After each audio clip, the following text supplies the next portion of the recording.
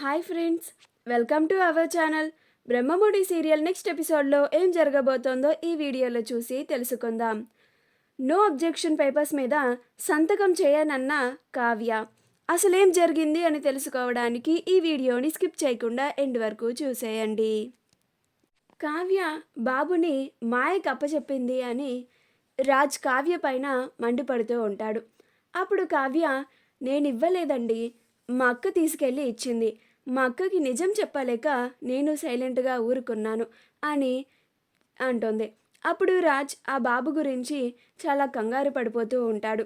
బాబు ఏం చేస్తున్నాడో ఏమిటో, ఏడుస్తూ ఉన్నాడేమో, ఉండగలడంటావా అక్కడ అని బాబు గురించే ఆలోచిస్తూ ఉంటాడు. అప్పుడు కావ్య, అక్కడ మీ అత్తయ్య గారు ఉన్నారు కదండి, చూసుకుంటారులే వాళ్ళిద్దరూ కలిసి. అంతగా ఏమన్నా అవసరం పడితే అప్పుడు నేను వెళ్తాను. మీరు బాబు గురించి ఆలోచించకుండా ప్రశాంతంగా పడుకోండి అని అంటోంది. అయినా సరే రాజ్ బాబు గురించి ఆలోచిస్తూ ఉంటాడు నిద్రపోకుండా. అప్పుడు కావ్య, ఏంటండి ఇంకా పడుకోలేదు అని అంటుంది. అప్పుడు రాజ్, నిద్ర పట్టడం లేదు కళావతి, వాడక్కడ ఏడుస్తున్నాడో ఏమో పాపం, వాడు ఎలా ఉన్నాడో అక్కడ, వాడికి నువ్వు నేనే కదా అలవాటు అని అంటాడు. అప్పుడు కావ్య, వాడు అక్కడ ఏడిస్తే వాడిని ఎత్తుకోవడానికి మీ అత్తయ్య మాయ ఇద్దరు ఉన్నారు కదండి, ఎందుకు మీరు అంతలాగా ఆలోచిస్తున్నారు అని అంటుంది. బాబు రుద్రాని మాయల దగ్గర ఉంటాడు. అయితే ఫస్ట్ కొంచెం సేపు బాబు బాగానే ఆడుకుంటాడు. కాసేపు ఆగిన తర్వాత బాబు ఏడవడం మొదలు పెడతాడు. అప్పుడు రుద్రాని మాయ ఇద్దరు వాళ్ళిద్దరి మధ్యన బాబుని వేసుకొని పడుకుంటారు. బాబు ఏడుస్తూ ఉంటే మాయ, ఊరుకో నాన్న, ఏడవకు, ఊరుకో ఊరుకో ఊరుకో అని ఓదారుస్తూ ఉంటుంది. అయినా సరే ఎంతసేపటికి బాబు ఏడుపు ఆపడు. అప్పుడు రుద్రాని, ఏంటి టార్చర్ నాకు, ఎందుకురా ఇంతలాగా ఏడుస్తున్నావు, నేను భరించలేకపోతున్నాను, నేను ఇప్పుడు నిద్రపోవాలి, నేను టైంకి నిద్రపోకపోతే నా గ్లామర్ తగ్గిపోతుంది అని అంటుంది. అప్పుడు మాయ, ఏంటండి మీరు మాట్లాడేది, ఈ వయసులో మీకు గ్లామర్ ఏంటండి, ముందు వీడి ఏడుపు ఆపించండి అని అంటుంది. అప్పుడు రుద్రాని, ఏయ్, నా గ్లామర్ని మాత్రం ఏమనుకు అని అంటుంది. అప్పుడు మాయ, సరే అండి, తప్పైపోయింది, ఇంకొకసారి అనను, ముందు వీడిని ఏడుపు ఆపించండి, ఇందాక నుంచి తెగ గోల పెడుతున్నాడు, నాకు చాలా ఇరిటేషన్గా ఉంది, నాకేమో వీడి ఏడుపు ఆపించడం రాదు, నాకు అసలు పిల్లల్ని చూసుకోవడమే రాదు, అయినా కానీ మీ కోడలు స్వప్ననే తీసుకొచ్చి ఇక్కడ వదిలిపెట్టి వెళ్ళిపోయింది అని అంటుంది. అప్పుడు ఆ రుద్రాని, సరే ఇలా నాకు ఇవ్వు అని అంటుంది. అప్పుడు ఆ మాయ బాబుని రుద్రానికి ఇస్తుంది. అప్పుడు రుద్రాని బాబుని ఎత్తుకొని తిరుగుతూ ఉంటుంది. అయినా సరే ఎంతసేపు అయినా కానీ బాబు ఏడుస్తూనే ఉంటాడు.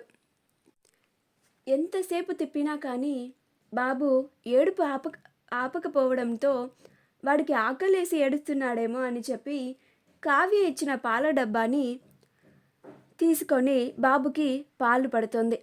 అయినా సరే ఆ బాబు ఏడుపు ఆపడు. రుద్రాని పడుతున్న పాలని కూడా తాగడు.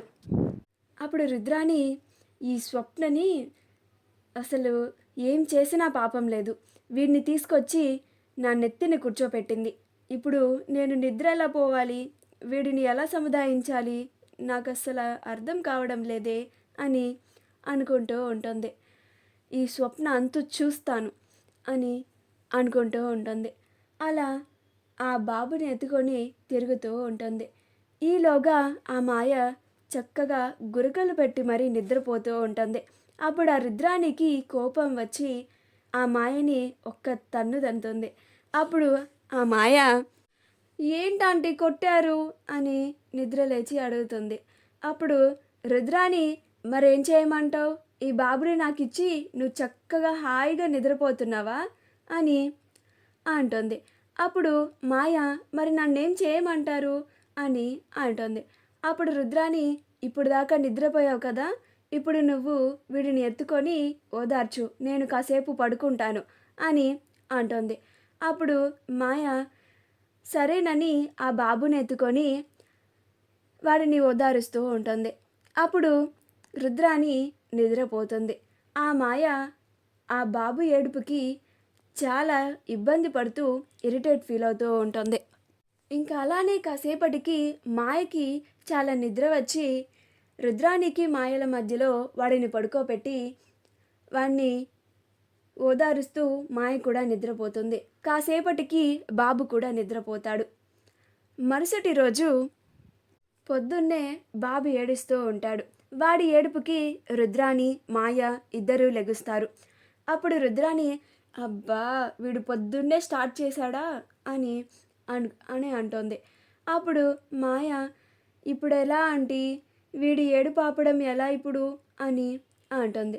అప్పుడు రుద్రాణి, ముందు వాడికి ఆ పాలు పడదాం, ఆ తర్వాత వాడికి స్నానం చేపిద్దాం, చిరాకుగా ఉండదు అని అంటుంది.